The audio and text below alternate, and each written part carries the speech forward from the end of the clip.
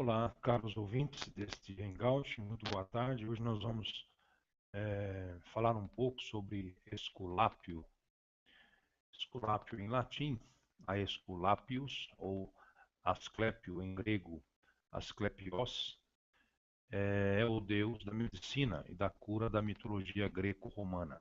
Não faz parte do panteão das divindades olímpicas, mas acabou por se tornar uma das divindades mais populares do mundo antigo, a ponto de Apuleio dizer dele: a Esculápios ubique, Esculápio por toda parte. Existem várias versões de seu mito, mas a mais corrente o apontam como filho de Apolo, um deus, e Coronis, uma mortal. Teria nascido de cesariana após a morte de sua mãe, e levado para ser criado pelo centauro Quiron, que o educou na caça e nas artes da cura. Aprendeu o poder curativo das ervas e a cirurgia, e adquiriu tão grande habilidade que podia trazer os mortos de volta à vida, pelo que Zeus o puniu, matando-o com um raio. O seu culto disseminou-se por uma vasta região da Europa, pelo norte da África e pelo Oriente Próximo, sendo homenageado com inúmeros templos e santuários que atuavam como hospitais. A sua imagem permaneceu viva e é um símbolo presente até hoje na cultura ocidental. Vejamos o mito. A história de Esculápio é reconstituída através da coleção de lendas e mitos criados pelo paganismo grego. Sua religião era politeísta, com uma infinidade de divindades e semidivindades associadas a todos os aspectos da vida humana e a vários lugares especialmente sagrados, como alguns rios e fontes, montanhas e florestas. Essa multidão de deuses estava subordinada a um grupo de poderosas deidades principais, cuja maioria habitava, segundo eles, o Monte Olimpo. E estes, por sua vez, eram presididos por Zeus. Entre os deuses principais estava Apolo, filho de Zeus, deus do sol, da luz, da música e das artes, da profecia e da cura, patrono dos jovens, da palestra e regente das musas, que foi, segundo algumas versões do mito, o pai de Esculápio. O mais antigo registro de seu nome é encontrado na Ilíada de Homero, e nessa citação, aparentemente, ele ainda era considerado um mortal, descrito como governante de Trica e também como um médico que havia aprendido a arte do centauro Quiron, acho que deve ser Quiron a pronúncia correta, e a ensinado a seus dois filhos, Podalírio e Macaão, uma vez que atualmente o relato homérico sobre a Guerra de Troia é considerado a poetização de um evento possivelmente histórico. Esculápio pode ter existido de fato, vivendo em torno de 1200 a.C., e sido mais tarde divinizado. Dentro da cultura grega não era incomum que heróis célebres fossem objeto de culto após sua morte. Escrevendo no século I, Celso explicou que, pelo fato de ter aperfeiçoado as artes médicas, antes primitivas, ele mereceu um lugar entre os imortais. As origens de seu nome são obscuras. É possível que significasse curador gentil. Também foi relatado que a princípio ele se chamava Epios e que depois de curar Ascles, tirano de Epidauro, passou a se chamar Asclepios, um, ou Esculápio, né? Seu status divino não era unânime entre os antigos. Alguns o tinham como um deus, outros como um herói-deus ou como um semideus. Em torno do século V a.C. já havia uma grande quantidade de folclore criada a seu respeito, e Píndaro escreveu dizendo que ele era filho de Apolo com a mortal Coronis, filha de Flégias, o governante de Tessália. O local de seu nascimento era disputado por várias cidades: Lacereia, Trica e Epidauro. Bem mais tarde, o poeta romano Ovídio deixou um relato sobre sua história em suas Metamorfoses. Segundo a narrativa, não havia donzela mais formosa em toda Tessália do que Coronis. Apolo estava apaixonada por ela e se tornaram amantes, mas o corvo do deus descobriu que ela havia se deitado com o jovem Isquis, filho de Elatos, e voou até seu mestre para relatar o fato. Enfurecido, Apolo tirou uma seta da aljava e disparou contra o peito daquela que havia abraçado tantas vezes. Arrancando a seta ensanguentada, Coronis bradou: Ó Febo Apolo, de certo eu mereci esta punição, mas por que não esperaste até que eu desse a luz ao nosso filho? Agora ambos morreremos.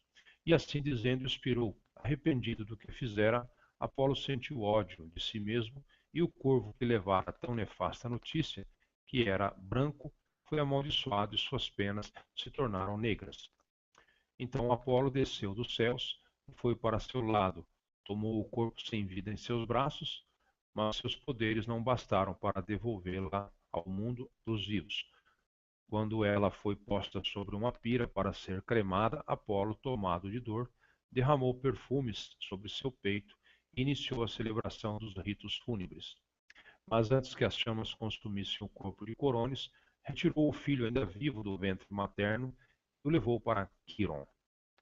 O sábio centauro, que havia educado vários heróis para que o criasse, a filha de Quiron, Ossiroé, que podia prever o futuro, ao chegar à caverna de seu pai, viu a criança e disse: Menino, tu que trazes a saúde para todo o mundo, que possas crescer e florescer. Os mortais muitas vezes deverão suas vidas a ti, e te será concedido o poder de trazer de novo à vida os que morrerem. Mas um dia deixarás os deuses zangados por tamanha ousadia, e o raio de teu avô impedirá que o repitas, e de um Deus imortal serás reduzido a um cadáver inerte. Mas depois desse cadáver, mais uma vez serás tornado em um Deus, e por sua segunda vez renovarás o teu destino. Outros autores clássicos acrescentaram detalhes. Apolodoro disse que Quiron criou e lhe ensinou as artes da cura e da caça.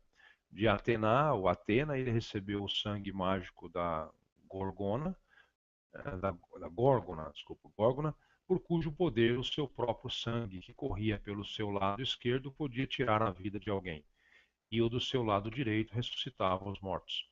Quando Zeus matou Esculápio, Apolo, em vingança, como não podia agir contra seu pai, matou os Cíclopes, que forjavam os raios de Zeus, pelo que foi punido e enviado em seus poderes à terra para servir o mortal Admeto por um ano. Diodoro explicou o motivo de sua morte, dizendo que seu poder curativo era tão grande que restaurava a saúde para muitos desenganados, e que por isso se dizia que ele ressuscitava os mortos. Como Hades, o deus dos mortos, estava tendo seu reino despovoado, exigiu de Zeus uma solução para este ultraje. Outras fontes referem Igeia, Panaceia, Telésforo, Acésio e Laso, como também seus filhos.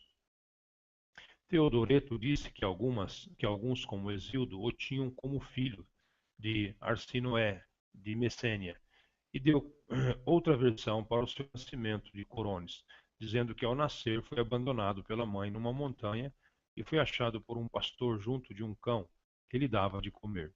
Confiado a Quiron, depois de crescido, passou a exercer a medicina em Trica e Epidauro. Pausanias repetiu versões em que o pastor se chamava Arestanas ou Autolaus, mas que este, vendo uma aura de luz divina ao redor da criança, atemorizou-se e foi embora. Também referiu que, em vez de um cão que o alimentava, teria recebido leite de uma cabra, que Coronis teria sido morta por Artemis para punir o ultraje a seu irmão Apolo, e quem o teria tirado do ventre da mãe teria sido Hermes. Cirilo escreveu dizendo que corriam versões de Coronis sendo seduzida por um sacerdote do templo de Apolo, o qual teria ensinado a Esculápio sua arte. Lactâncio disse que o corpo foi tornado negro porque havia sido posto como guardião de Coronis e falhara em sua função. Além disso, disse que sua alta reputação não era justa, pois só teria curado Hipólito. Outros disseram que ele tinha pais desconhecidos, que ele teve uma esposa Epione, que seu pai fora Arcipo ou o próprio Zeus. Amara Hipólito tivera uma irmã chamada Eriopes e que o pai de Coronis teria ficado furioso quando soube que Coronis fora violada por Apolo. Teria ateado fogo ao templo do deus e assim matado involuntariamente a filha que lá estava. Também corriam versões derivadas de Píndaro, que o descreviam como avarento, cobrando em ouro pela sua arte e arrogante, chamando a si mesmo de um deus, sendo por isso morto por um raio em punição de suas híbris. Mas Platão refutou as acusações, dizendo que se ele fosse filho de um deus, não poderia ter tais defeitos.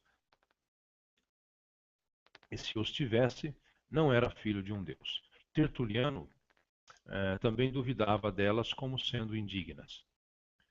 Algumas versões do mito dizem que depois de morto com o raio de Zeus, com o raio, Zeus o transformou na constelação de Ofiuco, para que Apolo fosse consolado. O oráculo de Delfos foi certa vez consultado sobre quem era a mãe de Esculápio e onde nascera. E a pitonisa disse que era Coronis e que ele viera ao mundo em Epidauro. Algumas versões do mito dizem que Deus, que depois de morto, Esculápio foi ressuscitado por Zeus, permitindo-lhe continuar sua prática, desde que não mais interferisse no destino final dos mortais, tornando-se conhecido por sua bondade e compaixão no trato dos doentes, e dedicando sua atenção antes para os pobres. Suas curas. Entre as curas que teria operado estão as de vários heróis feridos em Tebas, de Filocteto em Troia, do tirano de Epidauro, Ascles, de uma doença nos olhos, as filhas de Proetos, que haviam sido enlouquecidas por Hera, restaurou a visão aos filhos de Fineu, curou com ervas as feridas de Hércules em sua luta contra a Hidra de Lerna, devolveu a vida a Orion, Hipólito, Himeneu, Tindareu, Glauco, Capaneu, Panasses e Licurgo. Após sua morte, outras curas lhe foram atribuídas. Rufus, de Éfeso, um dos grandes médicos em torno de 100 a.C., disse que por intervenção de Esculápio, um epilético foi salvo. Um médico de Esmirna dedicou uma estátua a ele em 200 depois de Cristo, por ter evitado muitas doenças seguindo o seu conselho. Hélio Aristides, depois de buscar a cura para um volumoso tumor na perna, junto de muitos doutores sem sucesso, apelou para ele, teve uma visão de Deus e foi curado milagrosamente. E assim como estas mais continuaram acontecendo em seus santuários ao longo dos séculos, como provam os muitos esvotos preservados nas ruínas de vários deles. Mas é interessante assinalar algumas mudanças verificadas nesse período de tempo, enquanto que no santuário de Epidauro, de onde se irradiou seu culto, os médicos não atuavam, mas apenas os sacerdotes. Ele aparecia nos sonhos dos pacientes e intervinha diretamente nas doenças. Mais tarde, ele passou a aparecer de forma mais indireta, dando conselhos e orientando a atuação de médicos convencionais, como as crônicas antigas referem sobre suas curas em Pérgamo, outro grande santuário, já do período helenista.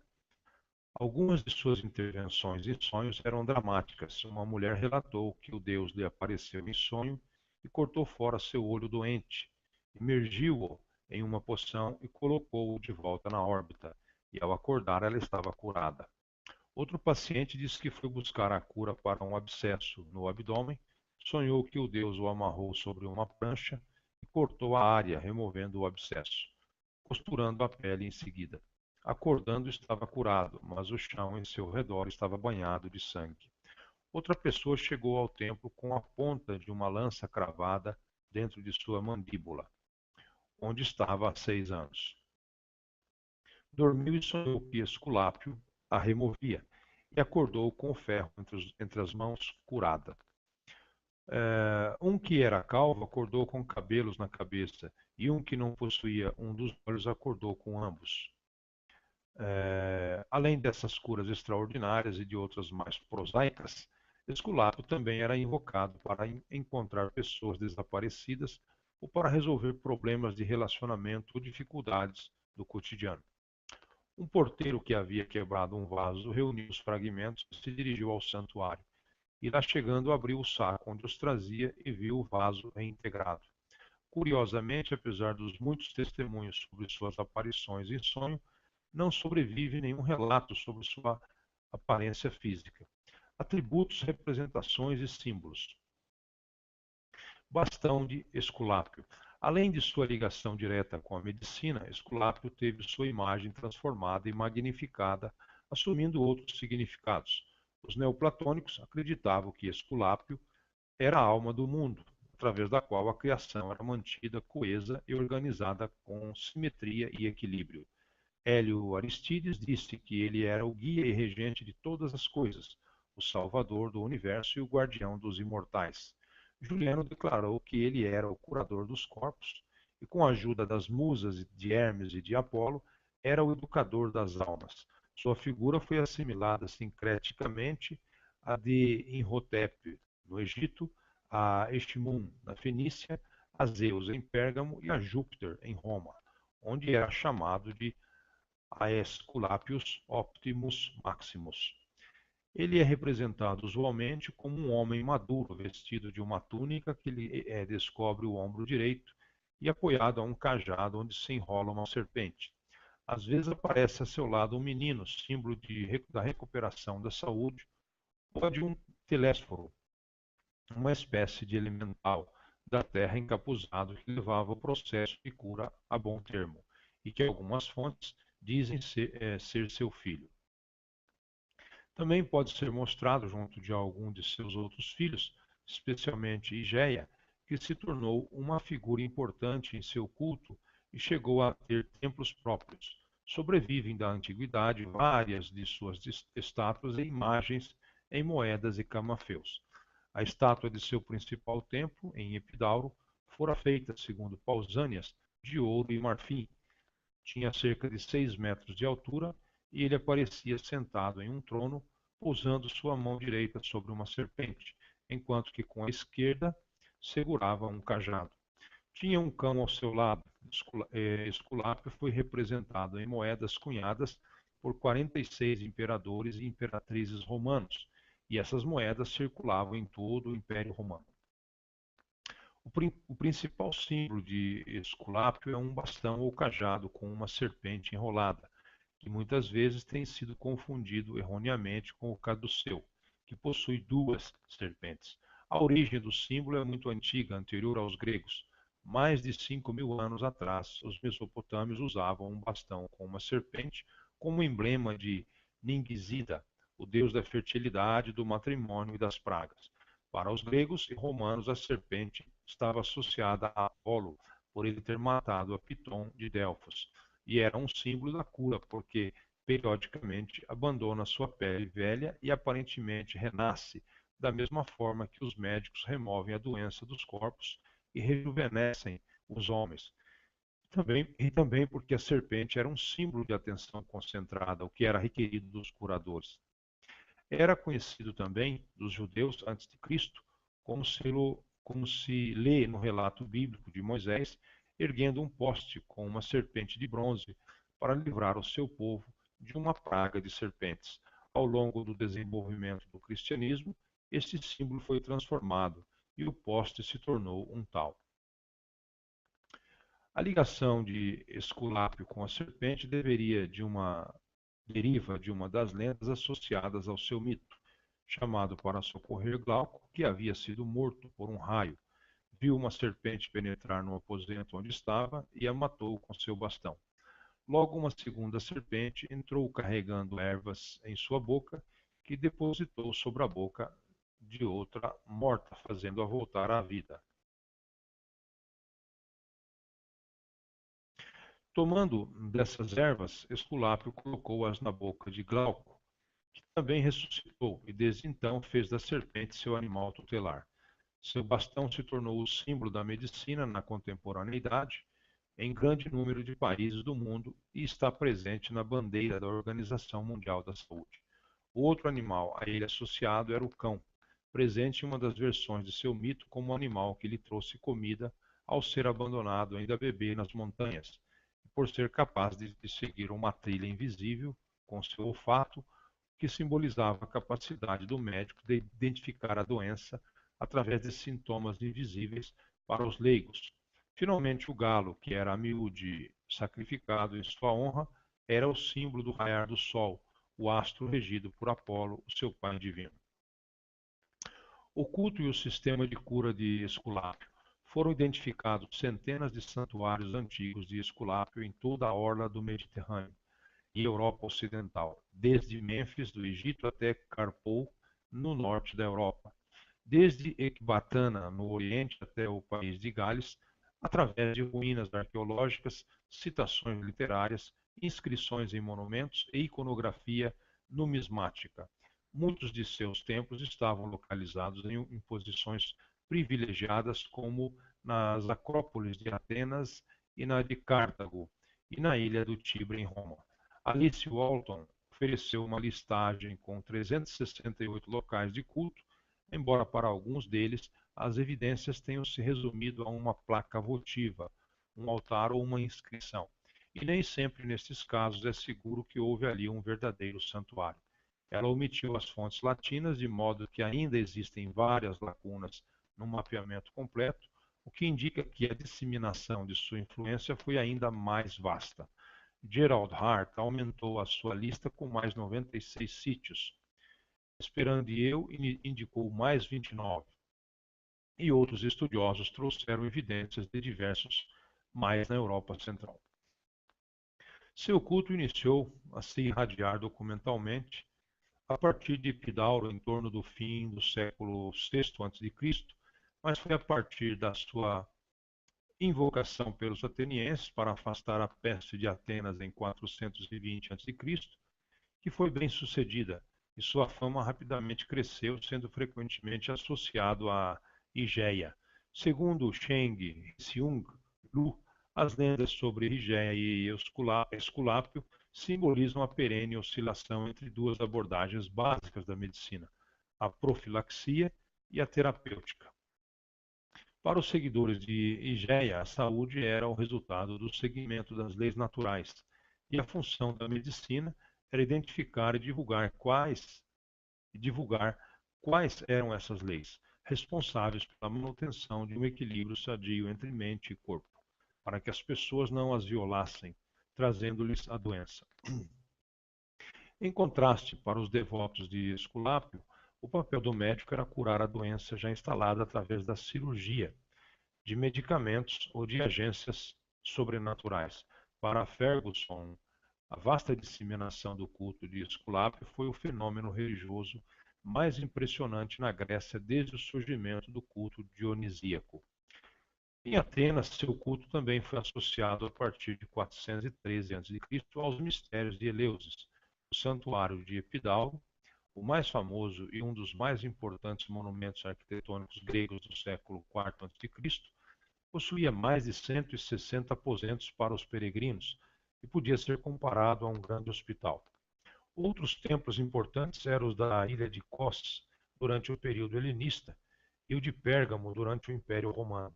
Esculápio foi um dos primeiros deuses gregos a serem assimilados pelos romanos, depois de uma praga em 293 a.C. 2 anos depois, já possuía um templo em Roma, na ilha de Tibre, onde séculos depois foi erguida uma igreja cristã dedicada a São Bartolomeu e um hospital ainda existentes. Sócrates mandou sacrificar um galo a Esculápio na ocasião de sua morte. Alexandre Magno dedicou sua espada e armadura a ele em Gortys, na Arcádia.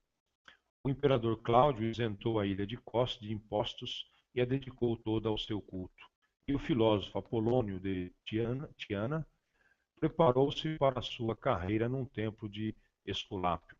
O culto de Esculápio determinou certos traços do culto de Serapis, e sua iconografia influenciou as representações de Zeus e também as de Cristo. Anualmente era celebrado um grande festival em Epidauro, 9 dias após os Jogos Istmicos.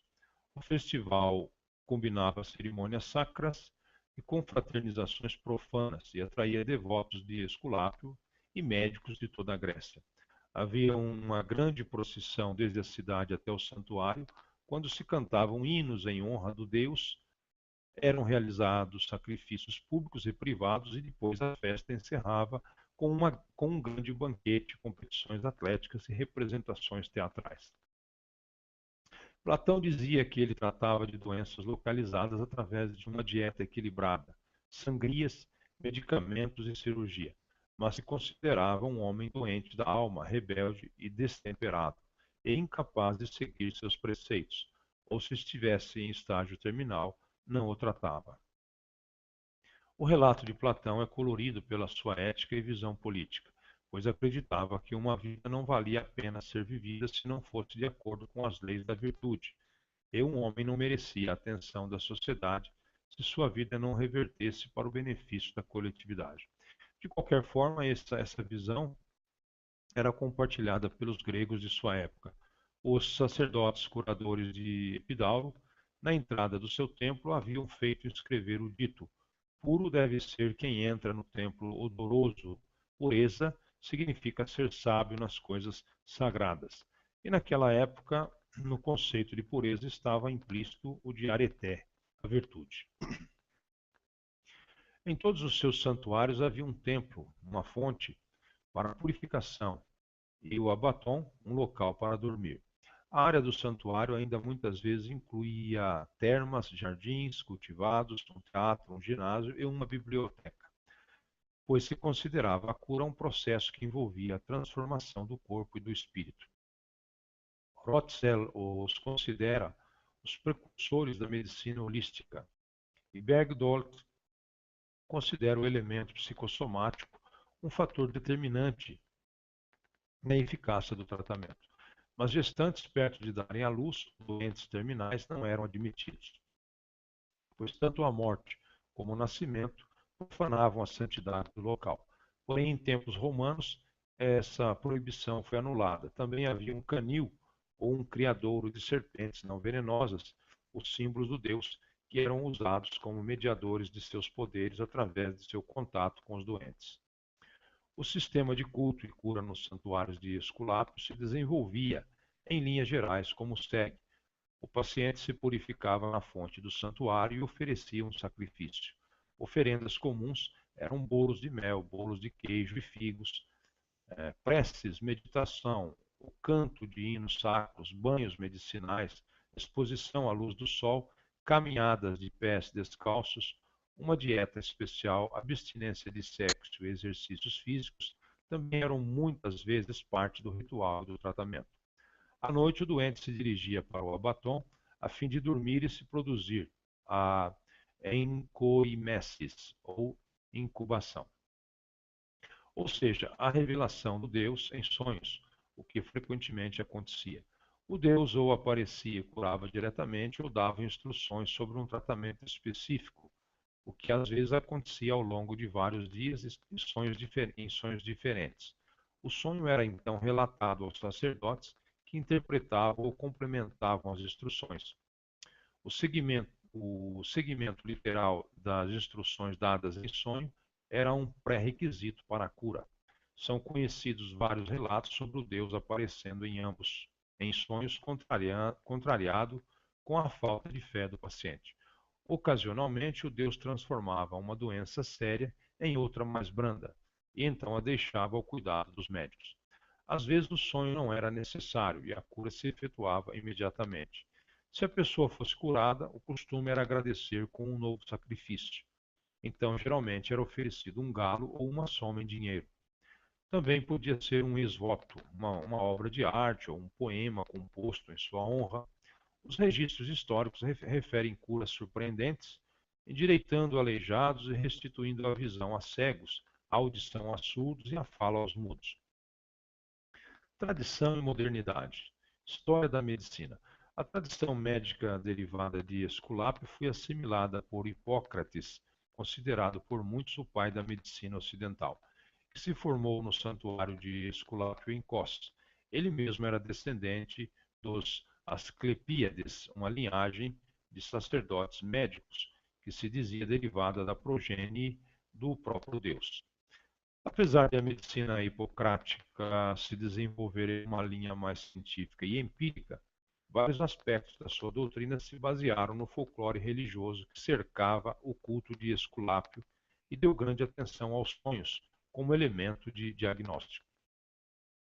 Depois do surgimento do cristianismo, vários santuários de Esculápio foram transformados em igrejas cristãs dedicadas a santos ligados à cura, mas ele foi um dos deuses pagãos de maior sobrevida dentro do cristianismo, em virtude de sua fama de bondade e compaixão.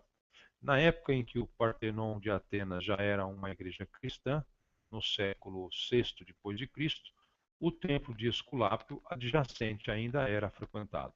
Nilsson e Crow afirmam que a liturgia de culto de Esculápio foi uma forte influência sobre a sistematização da ritualística cristã. E Justino, em sua apologia, escreveu que, quando dizemos que Jesus curou os aleijados, os paralíticos e os que eram doentes, desde o nascimento que ressuscitou os mortos, estamos relatando feitos que eram idênticos àqueles que se diz Esculápio ter praticado.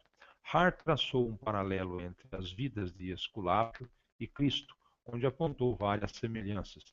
Ambos eram filhos de um pai divino e de uma mãe mortal. E virgens ligadas a maridos mortais, seu nascimento foi acusado por manifestações sobrenaturais. Cristo com uma estrela que se movia diante dos reis magos e por anjos que chamaram os pastores para o adorarem. E segundo Pausanias, Esculápio foi achado por um pastor cercado de uma luz divina. Ambos nasceram como mortais e depois de viverem uma vida pura dedicada ao socorro da humanidade, operando várias curas miraculosas, morreram uma morte humana e foram deificados em seguida. Jesus foi perseguido pela sociedade por ameaçar o status quo e Esculápio foi punido por ressuscitar os mortos e anular o poder de Hades. Apesar das similaridades entre ambos os personagens ao longo da Idade Média, o papel de Deus curador foi atribuído a Cristo, frequentemente através da intercessão de santos ligados à cura, como Cosme e Damião. Mas a lembrança de Esculápio não foi erradicada de todo, sendo preservada em monumentos, em inscrições e na literatura clássica, copiada pelos monges medievais. No Renascimento, ele foi resgatado de seu estado de animação suspensa e sua imagem voltou a aparecer com grande frequência como o supremo patrono da medicina. Durante a Reforma Protestante, a iconografia de Cosme e Damião foi completamente substituída pela de Esculápio entre os países reformados, e o seu bastão com a serpente enrolada se implantou definitivamente como símbolo da medicina em todo o Ocidente. Atualmente, muitos aspectos das práticas terapêuticas inspiradas por Esculápio e sistematizadas por Pitágoras, Hipócrates e Galeno e outros médicos da antiguidade permanecem em vigor. O aborto e a eutanásia continuam cercados de tabus, e a prescrição de drogas que possam auxiliar no suicídio ou ser usadas para envenenamento é vedada. Durante muito tempo, a medicina permaneceu associada à religião e os médicos ainda gozam atualmente de um prestígio social que poucas profissões desfrutam. São autorizados a exercer o ofício somente após uma profissão pública de devoção à sua especialidade em benefício de todos. O juramento de Hipócrates, que abre como uma invocação a Apolo, Esculápio, Igéia e Panaceia, além de curadores, são a miúde conselheiros e sua relação com os doentes é protegida pelo sigilo. São obrigados a manter um comportamento ético rigoroso e abusos de todos os tipos sobre os pacientes são punidos com sanções severas pelas associações médicas e que estão vinculadas muitas vezes com a expulsão, com desgraça e cancelamento da licença de praticar. A preocupação com a dieta e com a anamnese detalhada recentemente tem ganhado novo relevo entre os médicos. E os métodos hipocráticos tradicionais de diagnóstico não invasivo, de acordo com algumas pesquisas, são mais eficientes para uma identificação correta de grande número de doenças do que a dependência de um complexo aparato instrumental e laboratorial. Além disso, as práticas terapêuticas que envolvem a reorientação da mente e o emprego da fé também têm recebido a atenção dos pesquisadores e mostram resultados promissores. Vamos ver então uma ideia da árvore genealógica, né? Baseada em Diodoro Sículo, Apolo, Coronis e Esculápio. Esculápio Podalírio, Macaão. Né? Alguns assuntos relacionados vocês também podem ver: Apolo, História da Medicina, Medicina Holística, Hipócrates. Muito bem, então nós terminamos aí, né? Mais esse hangout aí com a história de Esculápio, muito interessante, né? Então eu agradeço a oportunidade aí e até um próximo hangout, se Deus o permitir. Uma boa tarde a todos. Obrigado pela paciência. A Esculápios ubiqui, Esculápio por toda parte. Existem várias versões de seu mito, mas a mais corrente o apontam como filho de Apolo, um deus, e Coronis, uma mortal. Teria nascido de cesariana após a morte de sua mãe, levado para ser criado pelo centauro Quiron, que o educou na caça e nas artes da cura. Aprendeu o poder curativo das ervas e a cirurgia, e adquiriu tão grande habilidade que podia trazer os mortos de volta à vida, pelo que Zeus o puniu, matando-o com um raio. O seu culto disseminou-se por uma vasta região da Europa, pelo norte da África e pelo Oriente Próximo, e é ensinado a seus dois filhos, Podalírio e Macaão, uma vez que atualmente o relato homérico sobre a Guerra de Troia é considerado a poetização de um evento possivelmente histórico. Esculápio pode ter existido de fato, vivendo em torno de 1200 a.C., e sido mais tarde divinizado. Dentro da cultura grega, não era incomum que heróis célebres fossem objeto de culto após sua morte. Escrevendo no século I, Celso explicou que, pelo fato de ter aperfeiçoado as artes médicas antes primitivas, ele mereceu um lugar entre os imortais. As origens de seu nome são obscuras. É possível que significasse curador gentil. Também foi relatado que a